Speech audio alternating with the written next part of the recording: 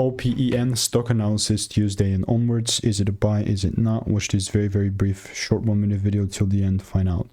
With Opendoor Technologies, it is just melting down. I mean, just to briefly tell you, 68 cents is where we're at, and my previous idea was on freaking point.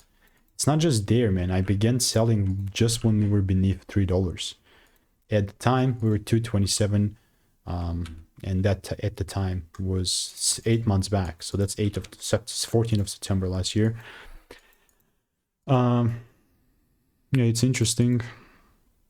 The likelihood, man, is just that the likelihood it just keeps making you lower lows is very high. So I'm telling you, like, if it doesn't give me any sort of double break, then I'm not just gonna sell, right? But like, for me to be bullish, it must break with a full candle close above $1 at least.